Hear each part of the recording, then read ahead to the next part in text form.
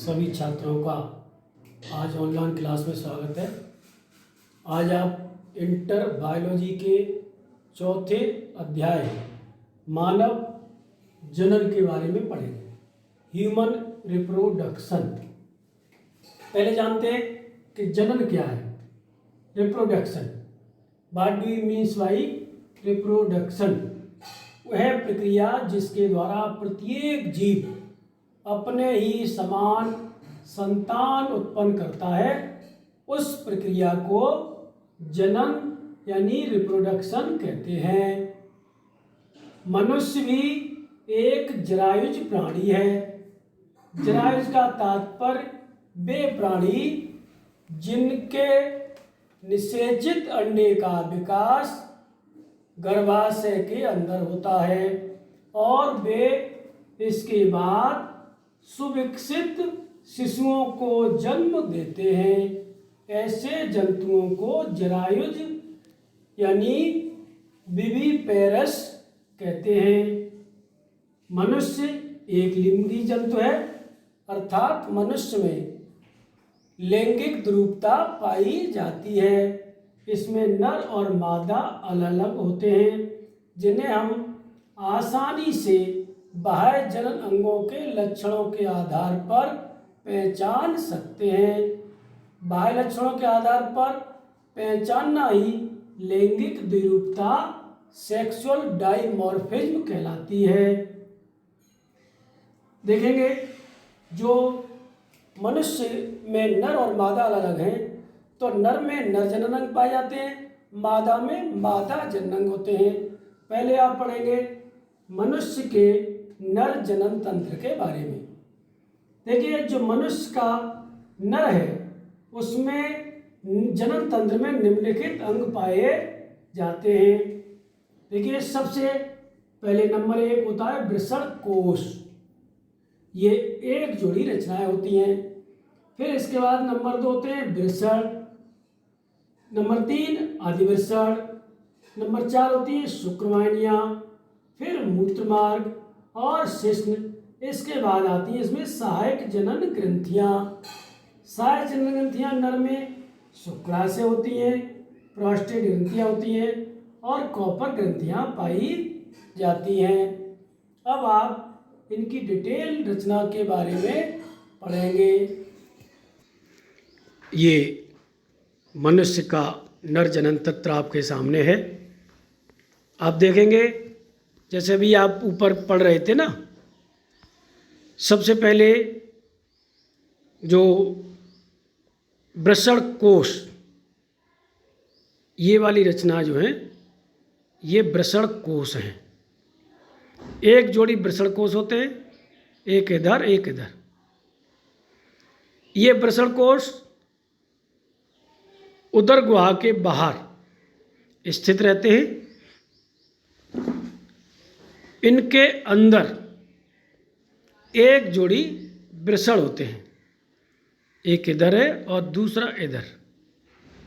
ये एक जोड़ी वृषण है जिनको टेस्टिस कहते हैं। इसके बाद आप देखेंगे जो अधिवृषण, एक जोड़ी अधिवृषण, ये वाली रचना अधिवृषण। ऐसे इधर एक रचना होती है, ये अधिवृषण है।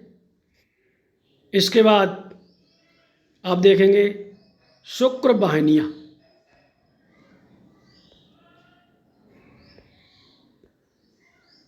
शुक्रवाहिनियाँ, ये शुक्रवाहिनियाँ हैं। एक जोड़ी शुक्रवाहिनियाँ, एक उधर और एक इधर। आप देखें ये शुक्रवाहिनियाँ वृषण से निकल करके ऊपर को जाती हुई और फिर अंदर को मुड़ती हुई, ये वाली। ये देखें आप, एक जोड़ी शुक्राशय होते हैं, यानी वास्ट डिफरेंस। ये शुक्राशय और ये शुक्रवाहिनियाँ इस शुक्राशय में खुलती हैं। उसके बाद आप देखेंगे प्रोस्टेट ग्रंथियाँ, ये और ये एक जोड़ी प्रोस्टेट ग्रंथियाँ होती हैं। फिर देखें एक जोड़ी कॉपर ग्रंथियां, देखेंगे ये दो छोटी सी ग्रंथियां हैं, ये कॉपर ग्रंथियां हैं। फिर देखें आप बीच में ये लंबा सा मूत्र मार्ग, यूरिथ्रा इसे कहते हैं, यूरिथ्रा। यूरिथ्रा का अगला भाग शिश्न के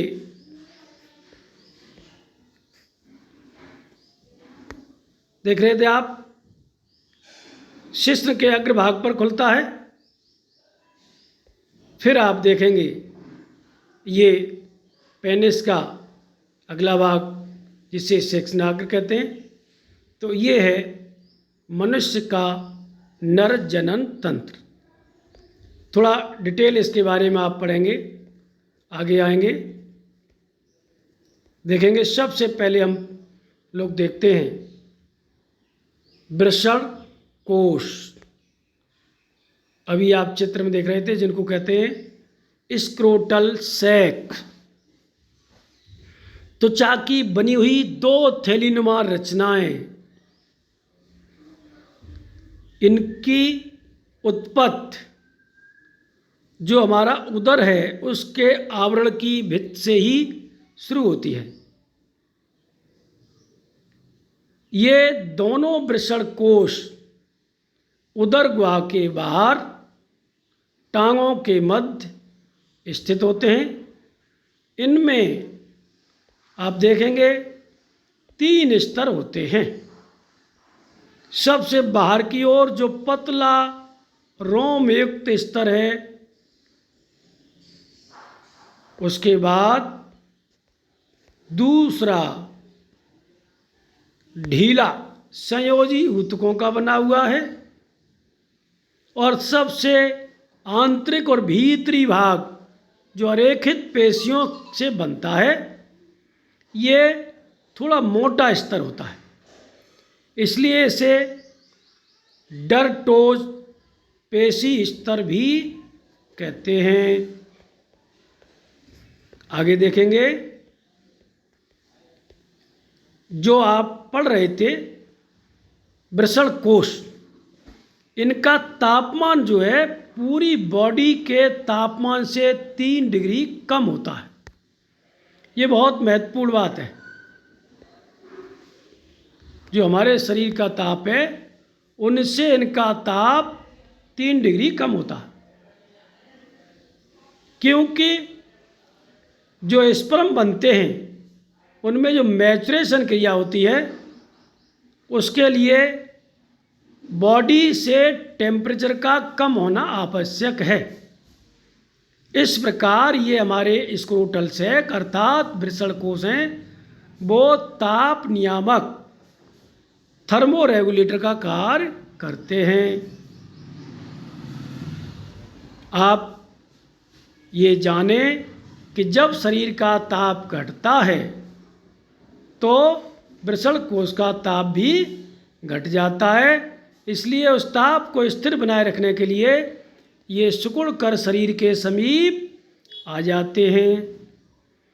जब गर्मियाँ आती हैं और शरीर का ताप बढ़ता है तब ये शिथिल होकर के शरीर से बाहर नीचे लटक जाते हैं। इस प्रकार जो वृषण है उनका ताप सामान्य बना रहता है, क्योंकि वृषणों के अंदर शुक्राणु जनन की क्रिया होती है। उसके लिए तापमान का संतुलन रहना आवश्यक होता है। अब आप पढ़ेंगे मुख्य जनन अंग जो वृषण कहलाते हैं, अर्थात टेस्टिस। मनुष्य के नर में एक जोड़ी वृषण होते हैं। ये प्राथमिक लैंगिक जनन अंग कहलाते हैं। दोनों जो टेस्टिस हैं वो वृषण कोश के अंदर बंद होते हैं और उदर गुहा के बाहर स्थित होते हैं। अब देखें प्रत्येक वृषण में कई प्रकार की रचना होती हैं। उनमें सबसे प्रमुख रचना है जिनमें कई सहायक नलिकाएं होती हैं। देखिए कौन कौन सी नलिका होंगी। पहली नलिकाएं वृषण के अंदर होती हैं जिन्हें कहते हैं शुक्रजन नलिकाएं यानी सेमिनिफेरस ट्यूब्यूल्स। छात्रों, ये जानना बहुत आवश्यक है कि प्रत्येक वृषण के अंदर जो शुक्रजन नलिकाएं हैं वे पतली और कुंडलित होती हैं। पतली और कुंडलित होती हैं। इन नलिकाओं के अंदर नर जनन कोशिकाएं होती हैं जिनमें शुक्र जनन क्रिया के द्वारा शुक्राणुओं का निर्माण होता है। इसके अतिरिक्त इन नलिकाओं में रुधिर केशिकाएं, तंत्रिका तंतु और अंतःस्रावी कोशिकाओं के अनेक छोटे छोटे समूह होते हैं। ये जो अंतःस्रावी कोशिकाएं हैं उनको अंतराली कोशिकाएं या लीडिंग सेल्स भी कहते हैं। ये लीडिंग सेल जो हैं वो नर हार्मोन जिसे टेस्टोस्टेरोन कहते हैं का स्रावण करती हैं। ये नर हार्मोन जो हैं वो नर जनन तंत्र में जो ग्रंथियां हैं उनके स्रावण की क्रिया को तेज कर द्वितीयक लैंगिक लक्षणों के विकास में सहायता करते हैं। आगे देखेंगे जो शुक्र जनन नलिका है उसकी ये एक आरेखी काट है। उसके अंदर शुक्राणु जनन क्रिया होती है और उसमें शुक्राणुओं का निर्माण होता है। देखेंगे आप ये सबसे नीचे की ओर ये एक परत है। इसके अंदर ये बीच में जो कोशिकाएं बनती हैं इनको प्राथमिक शुक्राणु कोशिकाएं कहते हैं। इनके मैचुरन से द्वितीय शुक्राणु कोशिकाएं बनती हैं। फिर कहीं जाके शुक्राणु पूर्व कोशिका जिनको स्पर्मेटिड कहते हैं वो बनती हैं और इनके बीच बीच में देख रहे हैं आप सर्टोली कोशिकाएं हैं। सर्टोली कोशिकाओं से पोषक पदार्थ प्राप्त कर शुक्राणु पूर्व कोशिकाएं कायांतरण द्वारा शुक्राणुओं का निर्माण करती हैं। इस तरह से शुक्र जनन नलिकाओं में शुक्राणु जन क्रिया के फलस्वरूप शुक्राणुओं का निर्माण होता है। देखेंगे जो आप अभी हम समझा रहे थे वही चीज़ें यहाँ लिखी हुई हैं। शुक्र जनन क्रिया के द्वारा शुक्राणु बनते हैं। पहले प्राथमिक शुक्र कोशिकाएं बनती हैं, फिर द्वितीय शुक्र कोशिकाएं बनती हैं, फिर स्पर्मेटेड कोशिकाएं बनती हैं। इनके बीच बीच में अभी आप पढ़ रहे थे सर्टोली कोशिकाएं होती हैं। इन्हें उपचारक या नर्स कोशिकाएं भी कहते हैं। इन्हीं कोशिकाओं में जो शुक्राणु पूर्व कोशिकाएं वे धस जाती हैं और इनसे पोषक पदार्थ प्राप्त करके कायांतरण द्वारा शुक्राणुओं में या स्पर्म्स में परिवर्तित हो जाती हैं। इसके बाद देखेंगे वृषणों में दूसरे प्रकार की जो नलिकाएं हैं जिन्हें वृषण जालक नलिकाएं कहते हैं। ये नलिकाएं अति कुंडलित रूप होती हैं और ये वृषण की सतह से प्रारंभ होकर वृषण के पिछले भाग के मध्य क्षेत्र की ओर बढ़ती हुई कम कुंडलित होती हैं। ये एक घने जाल में खुलती हैं, इसलिए इनके जाल को वृषण जालक कहते हैं। तीसरे प्रकार की जो नलिकाएं हैं वो शुक्र वाहिकाएं या अपवाहक नलिकाएं कहलाती हैं। ये नलिकाएं जो हमारी शुक्र वाहिनियाँ हैं उनसे आंतरिक सतह से पहुंचकर अधवृषण नलिका में खुलती हैं। देखेंगे नर जनन तंत्र का जो तीसरा भाग होता है वो कहलाता है अधिवृषण, जिसको एपिडिडाइमिस भी कहते हैं। ये देखिए लगभग 6 मीटर लंबी नलिका से बना होता है। ये अतिकुंडलित नलिका होती है जो वृषण के पिछले भाग में 4 सेंटीमीटर लंबी कोमा के आकार की रचना बनाती है। इस नलिका के कुंडल जो हैं वो एक संयोजी ऊतक द्वारा आपस में चिपके होते हैं। इस अधिवृषण के प्रमुख कार्य जो हैं वो ये निम्न प्रकार होते हैं। ये जब स्पर्म यानी शुक्राणु वृषण से निकलते हैं तो और शुक्रवाहिनी में पहुंचते हैं तो यही अधिवृषण जो है उनको मार्ग प्रदान करते हैं। इसके अलावा ये अधिवृषण की जो नलिकाएं हैं वो शुक्राणुओं को स्खलन से पूर्व संचित करके उन्हें पोषण प्रदान करती हैं। इनके अंदर कृमाकुंचन क्रिया होती है, जिस कृमाकुंचन क्रिया द्वारा जो हमारे स्पर्म या शुक्राणु हैं वो शुक्रवाहिनी में आगे की ओर बढ़ते हैं। स्पर्म के कुछ भाग का जो परिपक्वन या मैचुरेशन होता है वो भी इन्हीं नलिकाओं के अंदर होता है। अगला भाग देखेंगे शुक्राशय, यानी शुक्रवाहिनी या शुक्राशय वास डिफरेंस। अधिवृषण के पीछे एक आंशिक कुंडलित नलिका निकलती है जिसे शुक्रवाहिनी कहते हैं। इसके अंदर की जो भित्ति है वो पेशी होती है और इस पेशीय स्तर में जो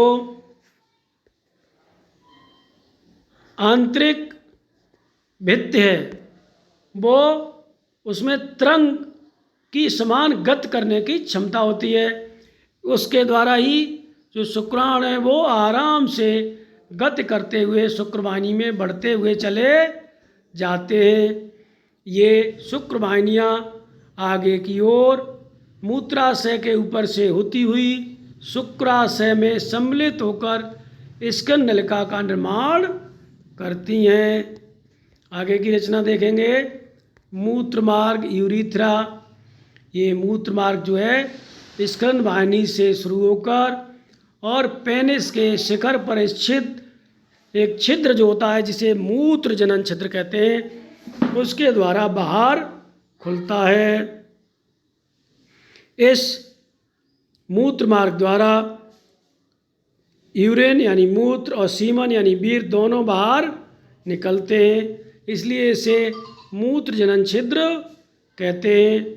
इसमें 2 संकोचक भी होते हैं। देखेंगे एक आंतरिक संकोचक होता है जो मूत्र मार्ग के आधार पर स्थित होता है, एक बाह्य संकोचक होता है जो मूत्र मार्ग के चारों ओर स्थित होता है। इसी तरह अब अगला भाग देखेंगे। नर जनन तंत्र का अगला भाग जो है वो कहलाता है शिश्न या पेनिस कहलाता है। नर में ये मैथुन क्रिया का काम करता है। ये त्वचा से ढका हुआ उदर में लटका होता है। इसके 3 भाग होते हैं। पहला शिश्नमूल जो अंदर का भाग होता है, ये मध्य का भाग जो लंबा होता है इसे बॉडी ऑफ पेनिस यानी शिश्नकाय कहते हैं। शिश्नमुंड यानी पेनिस का ऊपरी भाग जो शिखर वाला होता है उसे ग्लांस पेनिस कहते हैं। इस तरह से अभी आपने देखा और पढ़ा मनुष्य का ये नर जनन तंत्र के इतने भाग होते हैं। अब आप पढ़ेंगे मनुष्य के इस नर जनन तंत्र में कौन कौन सी सहायक जनन ग्रंथियाँ होती हैं उनके बारे में। मनुष्य के नर जनन तंत्र में 3 प्रकार की सहायक जनन ग्रंथियाँ होती हैं। पहली सहायक जनन ग्रंथियाँ हैं इन्हें शुक्राशय कहते हैं यानी सेमिनल वेसिकल्स।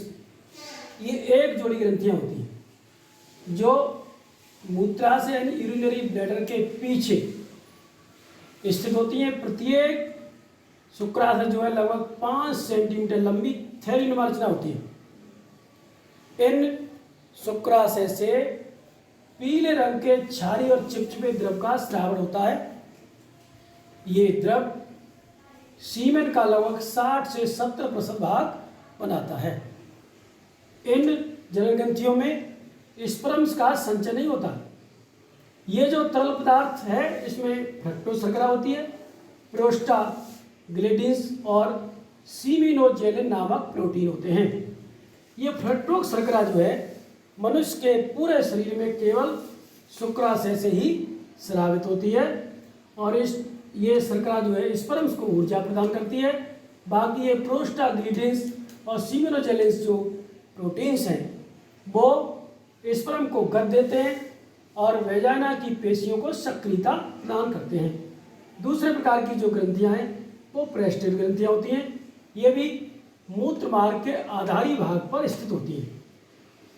ये एक जोड़ी ग्रंथियां हैं जो मूत्र मार्ग को चारों ओर से घेर लेती हैं। प्रत्येक ग्रंथियां अनेकों पिंडों में बटी होती हैं और इन ग्रंथियों से हल्के अम्लीय तरल पदार्थ का स्रावन होता है।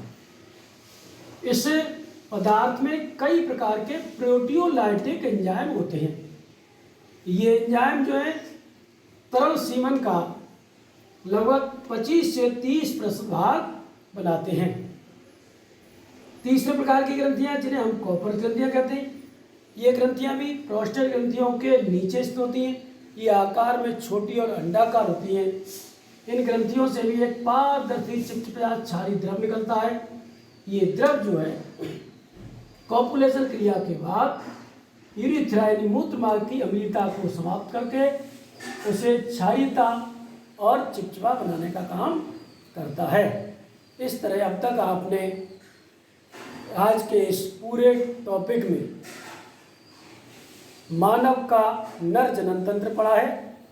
मैं संतोष साग, राजकीय इंटर कॉलेज मैनपुरी से जीव विज्ञान शिक्षक, आप सभी को बहुत बहुत बधाई और शुभकामनाएं देता हूं और आशा और उम्मीद करता हूं कि आज के समय में जो कोरोना वायरस चल रहा है उसमें आप लॉकडाउन के नियमों का पूर्ण पालन करेंगे तथा स्वयं को और अपने परिवार को इस भयंकर महामारी से बचाने का अपना जो लक्ष्य है वो जारी रखेंगे। इसी के साथ जय हिंद, जय भारत।